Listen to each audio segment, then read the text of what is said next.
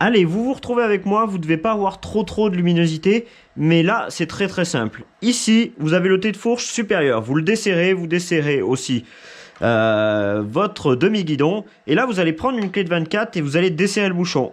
Et hop là, voilà, vous le desserrez juste de coups, ça sert à rien de le charogner, vraiment à faire ça comme un malade. Si vous voyez que ça vient pas, vous prenez une douille, voilà, une douille de 24 et vous faites ça avec un cliquet. Après, vous desserrez le T de fourche inférieur. Donc cette moto, ouais, je l'ai surélevée, elle est dans un état assez catastrophique, on est en train de toute la refaire. Donc là, vous desserrez le bas et vous faites sortir la fourche, on se retrouve sur l'établi. Hop, allez, nous voilà sur la fourche, comme vous pouvez voir, elle est bien abîmée. Bon, on va lui passer un bon petit coup de nettoyage parce que ça va lui faire vraiment du bien. Hop, on vient mettre la fourche dans les mordaches. Les mordaches, je vous répéterai jamais assez ça, mais vous mettez pas ça dans les taux directement, c'est... Aïe, aïe, voilà, j'ai envie d'engueuler les gars qui font ça. Hop, là on vient mettre sur le bas de la fourche, voilà. Voilà, comme ça, on peut travailler tranquillement à niveau. En plus, vous, avec la caméra là, vous devez avoir une superbe vue. Hop, là maintenant, on va commencer par dévisser. Donc, clé de 24. Hop, tu prends ton temps, ça sert à rien d'aller comme un fou, de faire tout trembler et de marquer les bouchons. Il y en a beaucoup qui les marquent. Sinon, à la limite, si tu as vraiment peur, tu utilises des clés, tu vois, qui sont protégées avec du caoutchouc. Bon, là, on fait hyper attention parce qu'en fait, le bouchon, il n'est pas tenu comme dans certaines fourches. Comme exemple, il y a quelques semaines, je vous ai fait un tuto sur les fourches, sur des fourches inversées, et c'est tenu avec une tige, etc. à travers le ressort. Là, c'est pas le cas. C'est-à-dire que là, on va tourner et d'un seul coup, le bouchon va faire pouf. Donc moi, ce que je fais, c'est que je prends un chiffon, je me mets dessus et je fais comme ça, parce que ça va arriver. Voilà, vous voyez, ça saute. Bon, vous enlevez ça tranquillement. Hop, ça, vous pouvez la rallonger. Il y en a qui les fabriquent. Ça permet d'avoir une précontrainte un petit peu plus importante. Voilà, allez, là on va directement aller dans le bac. Hop. On vérifie bien dans quel sens était le ressort. Si vous avez un doute, vous pouvez vérifier... Oula, qu'est-ce qu'elle est dure. Vous pouvez vérifier si vous avez un doute sur le manuel d'atelier. Le défaut, c'est que si on égoutte mal sa fourche, tu vois, si tu laisses pas assez égoutter la fourche assez longtemps, moi ce que je fais, c'est que je la démonte entière et je la laisse égoutter toute une nuit. Et parce que sinon, il te reste 5-10 millilitres à l'intérieur. Et au final, t'en mets un peu plus. Donc ça fait une fourche un petit peu plus dure. L'hydraulique fonctionne pas comme elle devrait fonctionner d'origine. Et le client, ce qu'il vient chercher, c'est une fourche qui ressemble à celle qu'il avait achetée quand elle était neuve. C'est-à-dire d'origine. D'ailleurs, si un jour, vous n'avez pas le nombre de millilitres, vous n'avez pas le nombre d'air qui reste dans la fourche une fois qu'on remplit l'huile, et ce qu'il faut faire, c'est à ce moment-là, au lieu de vider ça dans un récipient, vous videz ça dans un petit verre gradué, comme ça. Et vous regardez combien il y a et vous remettez un petit peu près la même chose, vous rajoutez un chouïa plus. Mais bon, c'est pas la technique du siècle, c'est pas top. Disons que t'évites de faire ça si t'as le manuel, quoi. Tu fais pas ça par flemme en disant ouais, je vais mettre à peu près la même chose. Voilà, on n'est pas des mécanos de merde, on essaye de faire les choses correctement. Hop, donc ce qu'on va faire déjà dans un premier temps, c'est la mettre dans l'étau. On n'oublie pas les mordaches, je le dis jamais assez. Là, on va venir soulever un tout petit peu le cache-poussière. Donc moi, je prends un petit tournevis d'électricien ou sinon un tournevis très fin. Alors c'est très dur, mais faites attention de ne pas abîmer le bord de la fourche. Je le dis souvent, on fait ça tranquillement. Hop, je viens me placer sur le côté. Tac, hop, je le soulève. Hop, vous voyez, j'abîme pas les bords de la fourche. Hein. Pour regarder après, j'ai rien abîmé. Hein. Hop, une fois que c'est un peu plus décollé, tu peux prendre un tournevis qui est un tout petit peu plus conséquent. Mais pareil, hein, tu vas mollo. Mollo, tu peux prendre des tournevis comme moi qui sont un peu protégés au bout. Ça permet de moins abîmer. Hop. Tac. Cache-poussière, faut le regarder, mais il a l'air plutôt encore bon. Faudra juste le nettoyer comme d'habitude. Hein, on travaille avec quelque chose de propre. À l'intérieur, là, vous avez le petit clips comme d'habitude. Vous passez votre tournevis. Voilà. Et vous le faites sortir. Voilà, il y a une gorge aussi en bas. Et voilà, il est sorti. Hop. Alors, là, qu'est-ce qui va se passer? Si vous voulez, en fait, vous avez un tube. J'essaye de ne pas vous donner les termes techniques, parce que je pourrais vous dire tube plongeur, etc. Mais vous n'allez rien comprendre. À l'intérieur, vous avez un tube. À l'intérieur de celui-là, hop, il y a un autre tube qui passe. Ici, il est attaché par une vis et il y a une petite pièce en gros qui relie les tubes. Bref, voilà, je ne vais pas vous compliquer la vie. Cette petite pièce, va falloir l'enlever. Alors, pour l'enlever, toujours à la péteuse. Moi, je l'ai toujours fait à la péteuse parce que c'est quelque chose qui est beaucoup plus facile, ça marche beaucoup mieux et ça risque pas de tourner dans le vide à l'intérieur. Par contre, quand vous la remettez, c'est mieux de ne pas le faire à la péteuse. Ou soit vous le faites à la péteuse juste pour que ça vienne à fleur. Mais tu le serres pas à la péteuse, sinon tu vas tout foirer. C'est des filetages qui sont très très fragiles. Donc j'envoie serrer, faire à fond à la péteuse, ça ne sert à rien. J'ai envie de vous engueuler les gars. Si c'est juste pour faire prendre et aller jusqu'au bout, pourquoi pas? Sinon vous allez voir quand on va remonter, je vais vous montrer d'autres méthodes. On peut insérer un tube à l'intérieur, bref. Il y a quand même pas mal de méthodes à la main. D'ailleurs quand on va y remettre, j'y ferai à la main. Comme ça vous prouvera qu'on peut le faire à la main sans aucun problème. Allez, je vous montre. Donc vous mettez à l'intérieur, vous plaquez bien, parce que faut pas que l'outil déconne, que sinon ça foirerait la fourche. Là, vous prenez le tube de fourche là, et vous le mettez en contrainte vers le haut. Vous allez comprendre pourquoi. Vous allez voir quand ça va tourner ici, là vous allez voir le tube, il va monter. Et voilà, vous voyez ? Allez hop, on vient récupérer la vis, on laisse faire pipi.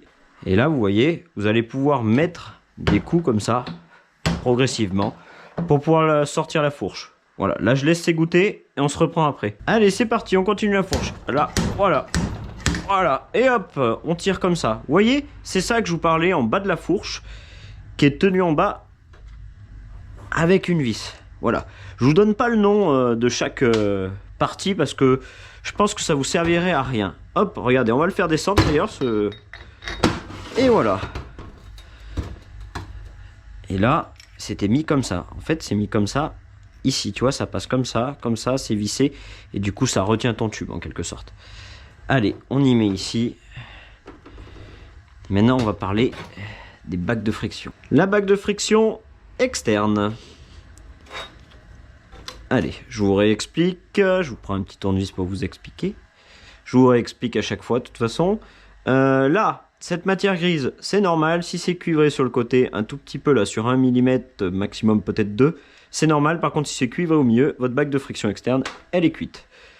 Bac de friction interne, c'est pareil. À l'extérieur, c'est normal. À l'intérieur, si c'est sur 1 mm, ça va. Mais par contre, si c'est à l'intérieur comme ça que c'est tout bouffé, votre bac de friction, elle est cuite. Ça, c'est votre petite rondelle qui est à chaque fois. Attention parce que sur les SV, elle a un sens. Elle est un peu bombée d'un côté, elle est plate de l'autre. Le côté plat va du côté joint-spi. Hop, le joint-spi. Les différences avec les autres, là, c'est que tu n'as pas besoin de mettre de scotch. Avec les fourches, d'habitude, tu mets un peu de scotch pour pouvoir passer le joint-spi. Là, soit tu rentres le joint-spi de l'autre côté. Voilà, bon, celui-là, tu peux le sortir de n'importe quel côté. Hop, là, on y laisse s'égoutter. Et ce qu'on va faire, c'est qu'on va passer un petit coup de papier à poncer dessus. Hop, vous prenez du papier à 1000, l'huile de fourche, peu importe, voilà. Très bien, hop. Et là, on va venir lui passer un petit coup. Là, ce que ça va faire, en fait, c'est que ça va enlever toutes les petites aspérités. Et on va lui passer un coup. Et vous allez voir que ça va y faire bien du bien. Allez, on met ça dans l'étau. Hop, on va commencer par la bac de friction. Hop, tac. Ensuite, on passe par en dessous la bac de friction. Et puis, on peut d'ores et déjà y mettre comme ça pour y enfiler. Ensuite, on va venir mettre la rondelle. Hop, le côté arrondi vers le bas. Ensuite, vous allez venir mettre dessous cette petite chose. Hop. Et vous allez venir mettre ça par-dessus. Voilà, ça va venir s'enfiler dans cette pièce-là. Et là, vous venez y mettre dans la fourche. Enfin, dans le fourreau plutôt. Hop, vous serrez comme il faut. Tac. Là, moi, je vais mettre un petit coup avec l'appareil à enfoncer les joints-spi. Hop, je vais venir mettre un tout petit coup. Hop, pour bien y enfoncer. On va venir prendre le ressort. Hop. Vous allez venir enfoncer ça dans la fourche. Et vous allez la tenir en contrainte avec le ressort. Vous allez prendre la vis. Au lieu de l'enlever à la péteuse, comme on l'a fait, on va pas la remettre à la péteuse, parce qu'il y a beaucoup de mécanos qui la remettent à la péteuse, et ça abîme vraiment tout. Et je suis pas partisan d'abîmer les choses. On vient dans le petit trou en dessous. Hop. Là, vous allez venir appuyer à fond. Vraiment, hein. Et là, vous allez tourner la clé. Alors je sais, c'est pas pratique quand on est tout seul. Là, si vous avez un pote, bah c'est bien. Moi, j'en ai pas aujourd'hui. Et voilà. Là, je suis arrivé, vous voyez, à... quasiment là au moment où ça force, regardez, hop, et là je vais faire juste un tout petit, même pas un huitième. Voilà, ça sert à rien de faire plus, voilà. Prenez pas à pleine main comme ça sert à rien. Hop, vous pouvez retirer le ressort. Allez, bon bah je suis désolé, ça a dû recouper, j'ai dû encore changer de pull, etc. Parce que on est un autre jour, parce que j'ai eu beaucoup de travail entre temps, il y a des clients qui sont arrivés, bref, on est que le lendemain. Bon, vous ferez pas gaffe à ça, donc là on regarde où se trouve le ressort. On va venir mettre le joint spi, pas besoin de mettre de protection pour cela. On met toujours de la graisse lithium à l'intérieur, donc je vais vous montrer comment on fait. Hop, de la graisse lithium, voilà, et vous venez le passer à l'intérieur. Alors oui, quand vous allez pour la... Hop, vous allez passer tout le tour. Alors oui, quand vous allez mettre pour la première fois, ça va faire des petites traces, etc. Mais c'est pas très grave. Hop, donc on regarde, le ressort est là. Le ressort donc se trouve à l'intérieur. On va venir l'enfiler délicatement. C'est pas parce qu'on met pas de protection sur cette fourche qu'on peut pas mettre ça délicatement. Hop, le marquage à l'extérieur. On va prendre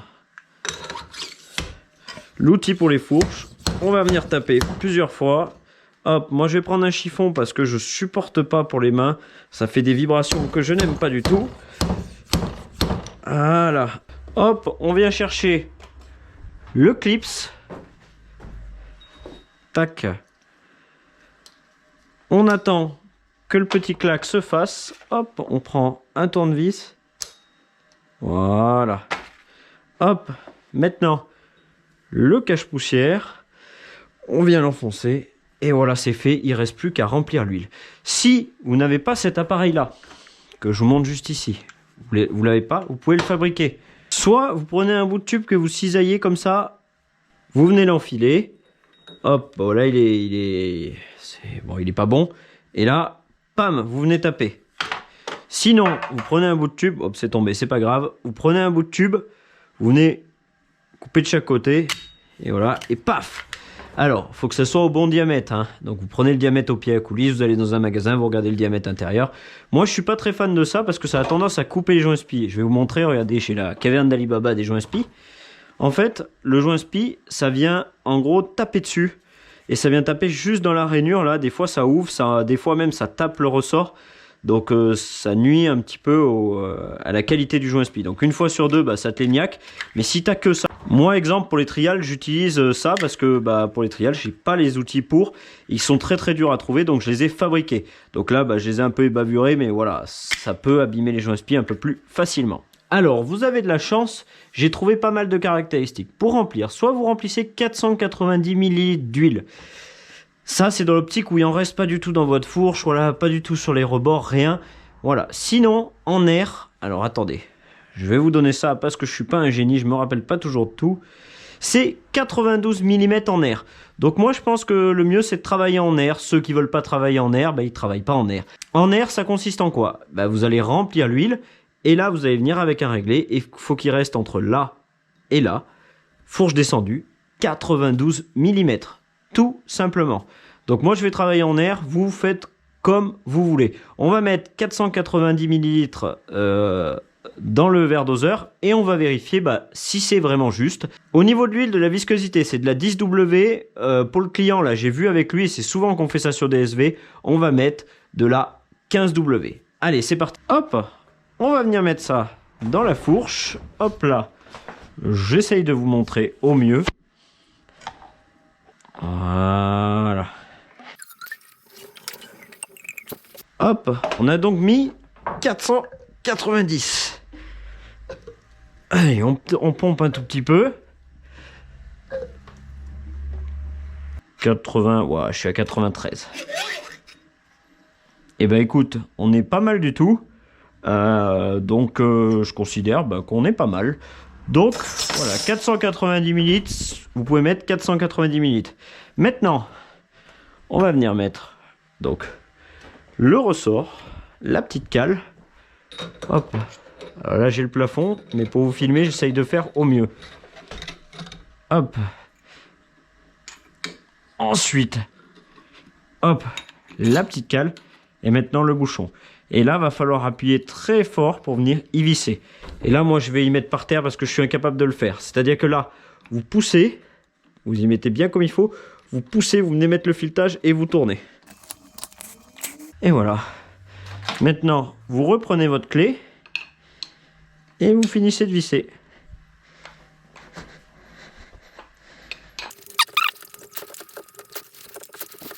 Vous allez remettre donc ça sur votre fourche, donc vous nettoyez bien sûr, hein. Vous allez remettre sur votre fourche, donc vous serrez le tête de fourche inférieur, vous serrez pas le tête de fourche supérieur, et comme on a fait pour desserrer, vous resserrez, et après vous resserrez tout le tête de fourche supérieur, et le demi-guidon, et votre fourche est finie. Bon, je finis cette fourche de mon côté, j'espère que la vidéo vous aura plu, un petit pouce bleu pour le travail effectué, bah ça fait toujours vraiment plaisir, et puis on se retrouve une prochaine fois pour un petit tuto. Abonnez-vous, il y aura peut-être votre moto qui passera dans les vidéos.